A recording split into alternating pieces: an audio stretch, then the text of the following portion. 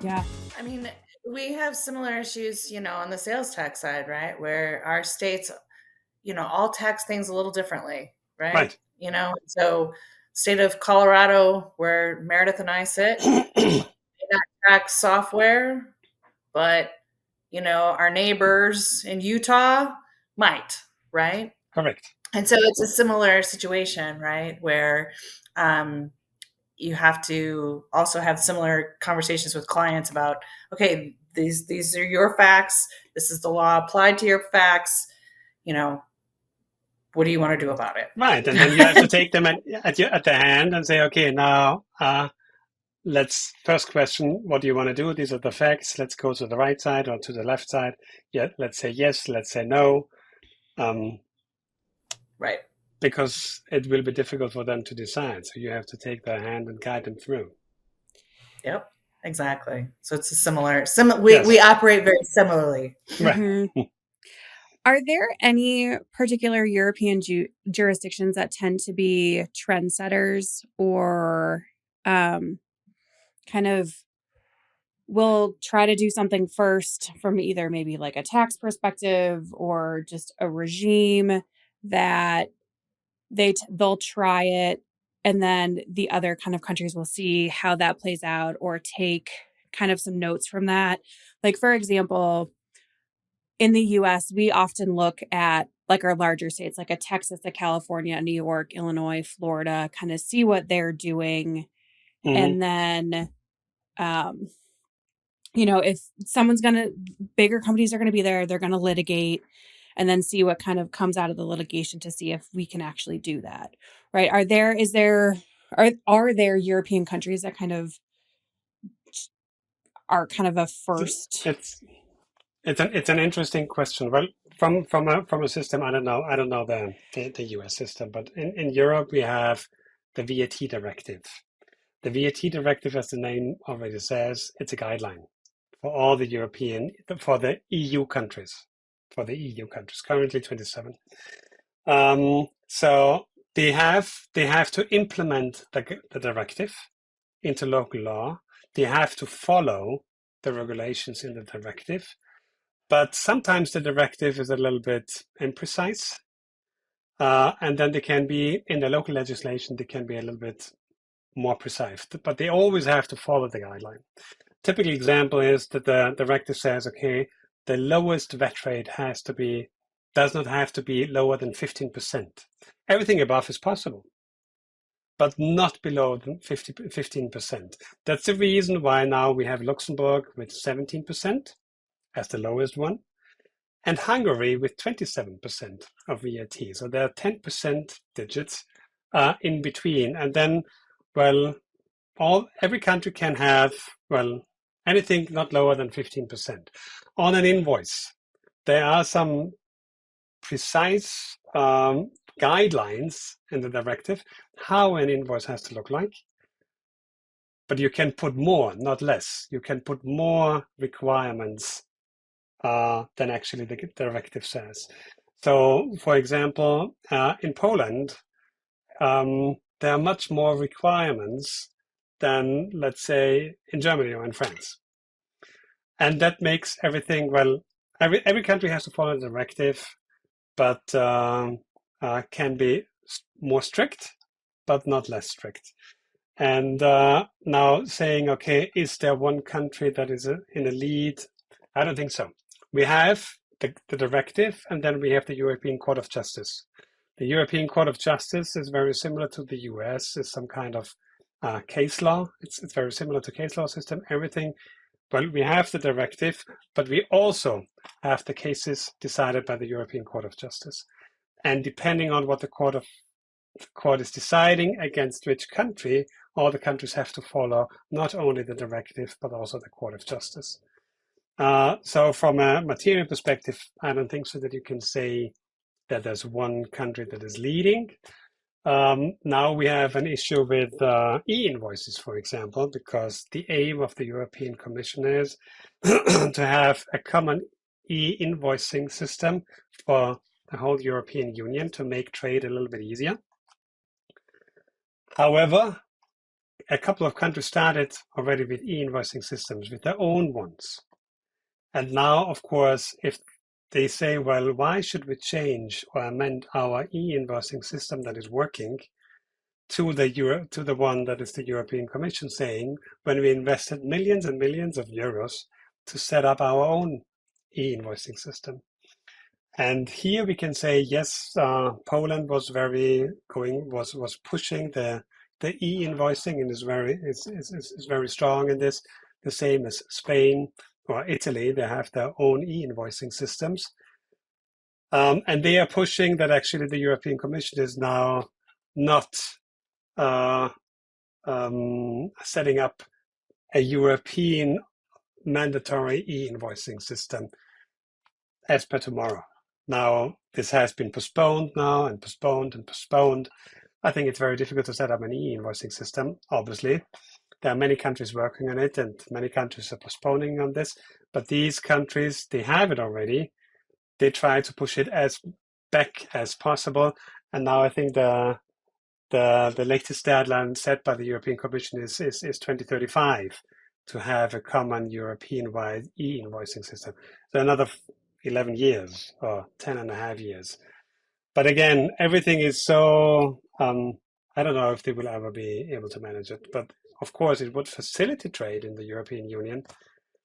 And now you have to think, you have several registrations, VAT registrations in the countries with different e-invoicing systems. So you have to follow the e-invoicing systems. Worst case scenario of in the future, 27 different e-invoicing systems. What is ridiculous, because where's the common trade? So we'll see. We'll see. I don't think so that there's one specific country I can mention that is really pushing the legislation forward, or the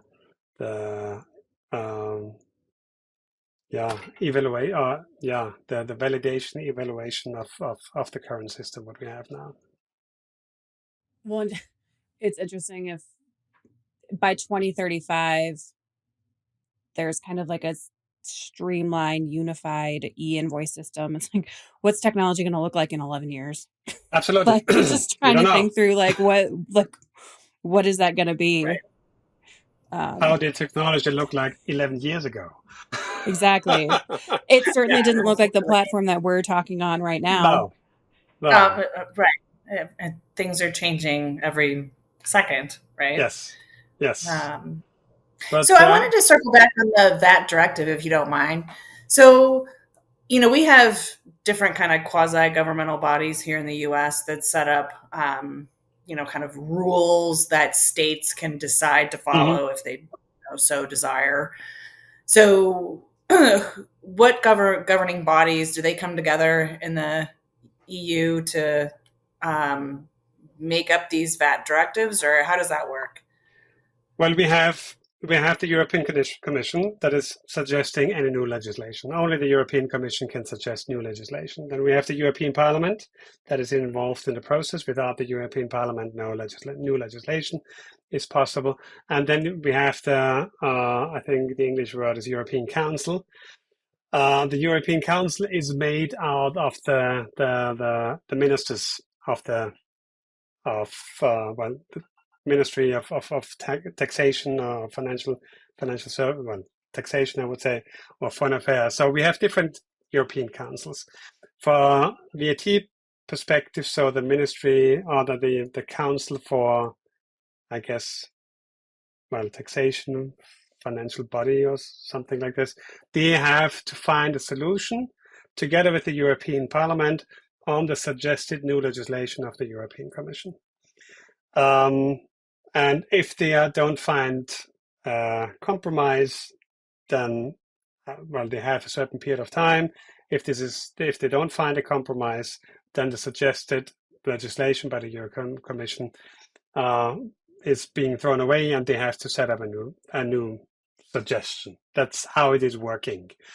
This takes some time, of course. There are lobbyists all over the place, of course, and they would like to have this specific legislation into the directive or this specific legislation. I think this is everywhere exactly the same. But I think what is really interesting is that these two bodies, they have to find a compromise. Very often they find some, but well, if you ask me for my opinion, I think that this European Council is way too strong. I don't want that actually the ministers of the countries are involved in the whole process. The European Parliament is elected by the European people for 5 years, and I think it's a little bit schizophrenic to also to have in this whole process the European Council and the European ministers, or the local ministers of the countries involved in this whole process.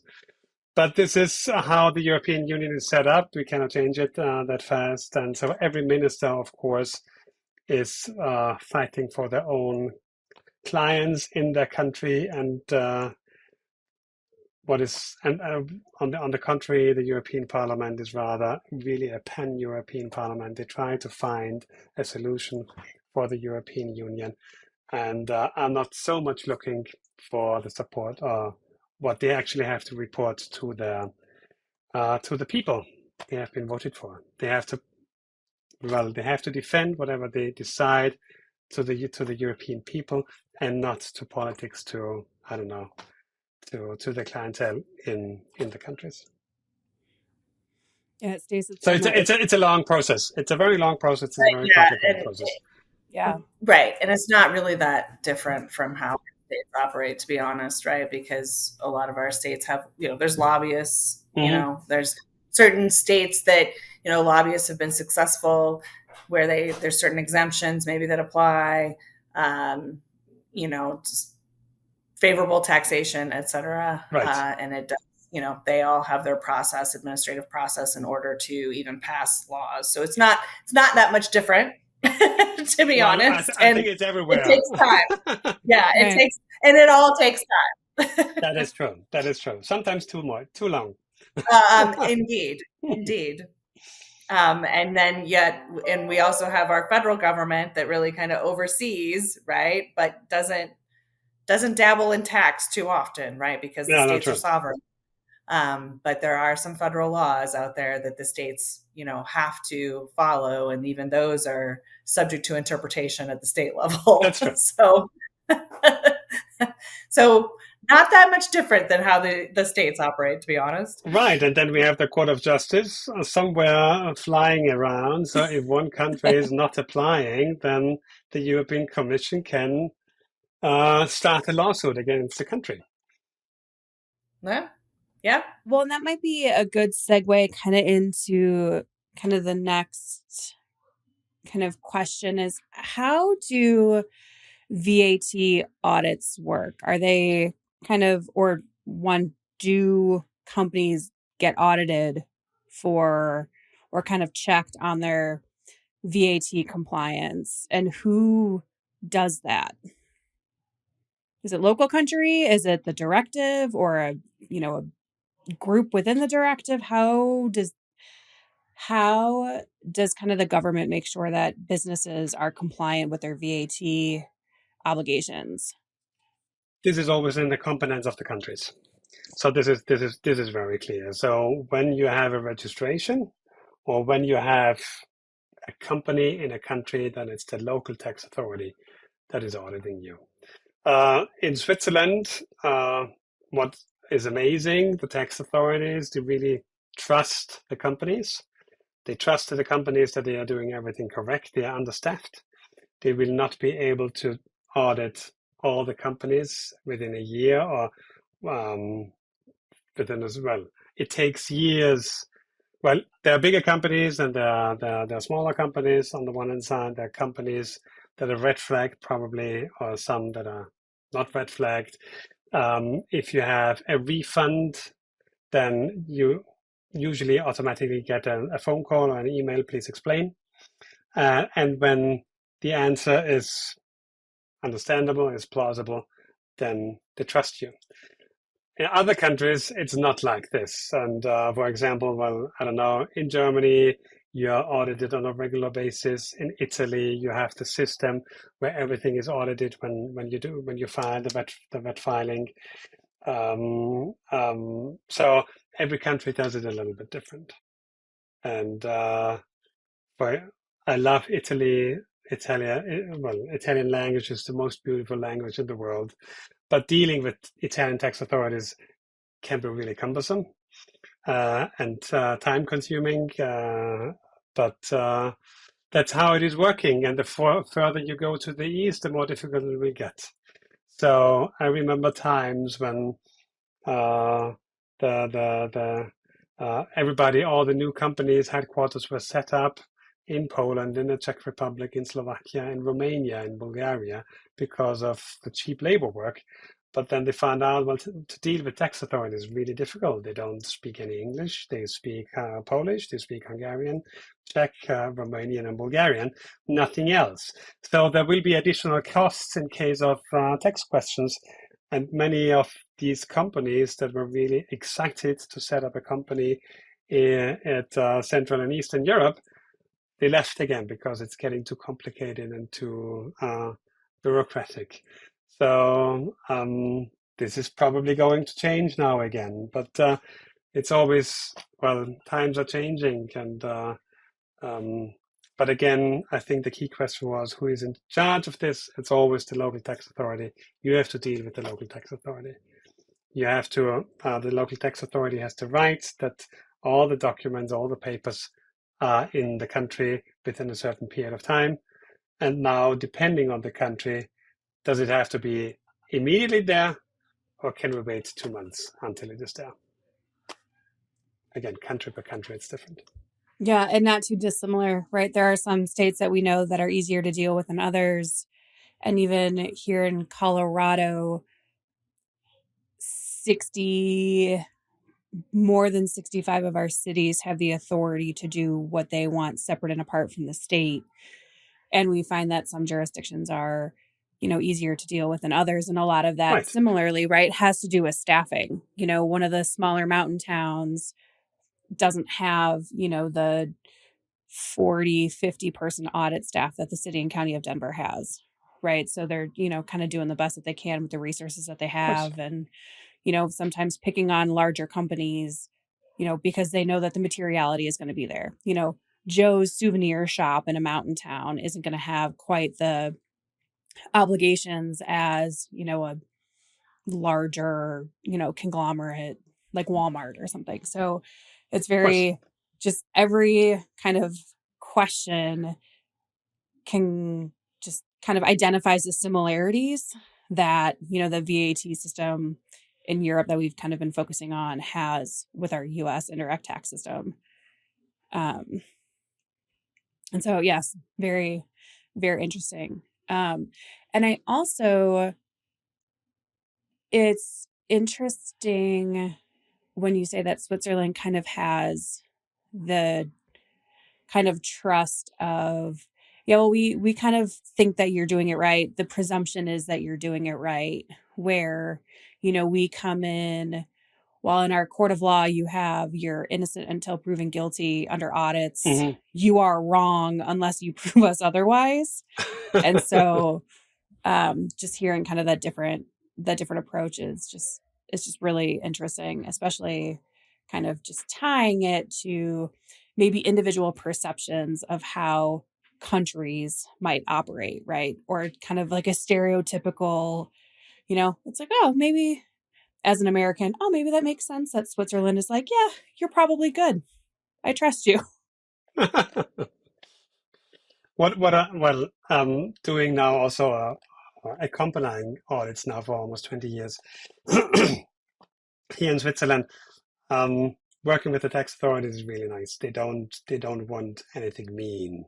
I always have the impression, well, it's not easy for them to enter to a company and say, okay, please provide me with all the papers you have. They try to find a solution. They try to find, if something went wrong, okay, well, we have to fix it. But they always, what I really like here in Switzerland is they talk about their clients. The tax authority is talking about their clients when they talk about the companies they have to audit. And it's really a client. It's a client system, and they don't want to act mean. They don't want to be mean. They would like that everything is done correctly, of course. And if there are incorrect bookings or incorrect declarations, of course, they have to be corrected, and late payment interest are going to be charged.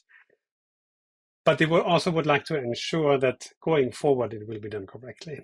It's not the presumption that, well, everybody is mean, everybody would like to avoid taxes, and therefore we are going to find something. It's not this behavior.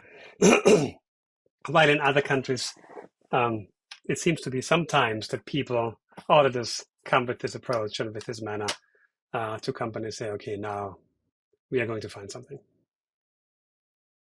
Yeah, it sounds in Switzerland that it's more of a collaborative approach, Yes, right? absolutely. Like, I like the fact that when you mentioned that the government looks at taxpayers as their clients. Yeah, it's really nice. Yes, it's nice. But it's a different approach than, another country and or state that would say, those are taxpayers. They owe us money. Yes. So it's a different relationship when you say, Indeed. These are our clients. Yeah. No, they even pick up the phone. So if you have a question, you can call them. What is really nice. Yes. Yeah. Well, some of our jurisdictions here in the U.S. are, they pick up the phone more often than others as well. So we're familiar with that. But for the most part, not to say there's an adversarial relationship just going in, but I would say that, a lot of our jurisdictions here in the U.S., they're taxpayers. They owe the money. And that's really kind of where that relationship ends. Yeah, okay. It's not very collaborative all the time. No, okay. No, we are lucky here. Honestly speaking, we are lucky here how it is working in Switzerland and also in the European Union. It's not everywhere the same. Yep. Fair. Yeah. Well, and Florian, as we kind of wrap up, we often like to kind of look towards the future. You talked about one shift coming for European VAT in 2025, but do you see any other emerging trends, or see anything that you think might be on the horizon from a tax perspective? I think the biggest change in Europe is this make the system electronically applicable until 2035. And I think there's a lot coming up to companies that the tax authorities would like to have, that the companies are doing, like the e-invoicing, like the standard audit file, for example, what many countries have already, that there's a specific audit file that is everywhere exactly the same in the European Union for 27 countries to have this kind of audit file or standard file. I think this electronization is still probably a challenge for the governmental bodies, but sooner or later we have to deal with it and we have to familiarize with it as tax consultants, but also convince the companies, okay, you have to follow these regulations. Now, another example also here in Switzerland, while in the European Union, you were able to file electronically VAT returns now for many, many years. Switzerland was one of the last countries, and now I think I received the information that as per 1st of January 2025, hard copy where you actually have to fill the numbers with a typing machine and sign it. This will not be possible anymore as per 1st of January 2025. I think this is way too long. Switzerland is with this regard, is too slow. But we are going in this direction. What I want to say is I think we are going in this world of digitalization, commuting with the tax authorities. In many countries, it is already, I think it is in Hungary, where when invoices are being issued and to the customer, it will be first issued to the tax authorities before it goes to the customer. So the tax authorities knows, okay, what is being sold. So the tax authorities has all this information, and audits will be much easier, number one, but also Big Brother, of course, is watching you. And I think you have to, yeah, there's a lot you have to be aware of. So I think this is key to be aware of for all the companies going forward. Whenever you have a VAT registration in the country, you have to be aware of that there are major changes going on within the next 10 years from a digital perspective. And I think I'm sure it will be very similar to the US. Let's hope not. That real-time transaction going to occur. Yeah, I mean that part, I think some of our viewers or listeners might be surprised by, right? And I mean, again, like to your point, right? It takes takes some of the work out of it for an audit. However, the big brother looking at you is Absolutely. that is an obvious concern, I think, for some taxpayers. So. Definitely. But also from a consulting perspective, an audit always takes a lot of time and a lot of money. Mhm. Costs a lot of Yes, money. You as a tax It does. consultant, you have to follow this audit. This audit can take 1 day, can take 2 days, can take a Take week, years. can take years, Yeah. and the bill will rise and rise and rise. So with this system, of course, it will facilitate life of the companies also, because this presence of the consultants will not be that eminent anymore as it is currently. So there are positive effects and there are negative side effects. Well, where the sun is shining, there's always shadow, of course. And well, we had this I think, if I'm not totally mistaken, this use and enjoyment, I say now, use and enjoyment regulation from a VAT perspective, where actually a service is used and not where the recipient is, where a service is used, there it has to be taxed. I think we have a very similar approach now also in the US, that actually services are taxed where they're used and not where the recipient is. So I think US is probably looking at Europe, how this is moving on, and then probably taking the decisions that are necessary to be taken. The US will never admit that, but maybe.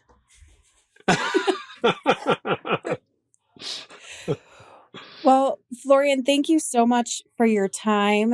And this was a really enlightening conversation. And so hopefully, our listeners kind of gain more context. Certainly I have, just from understanding, and kind of like I said at the beginning, we have some clients to send your way. And I think now we have more to probably send your way. So, bringing it full circle back to that people business, we're really, fortunate to have you within our people network, and really look forward to building that relationship and,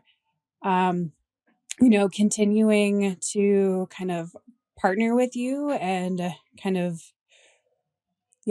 just stay in touch and keep our clients and our companies compliant as possible, as whatever that looks like. So thank you again for your time. No, thank you so much. It was a lot of fun. It was, I think it was great. It was a great idea to set up something like this. It was a lot of fun for me, and it's always, well, when you speak to the people and explain things, sometimes you realize how complex this may be. And I think probably VAT is also for you as is very complex and not really understandable. But the more we talk about it, the better it is probably understood. And no, thank you very much for the invite and for the opportunity. Yes, absolutely. And until next time, this is SALTovation.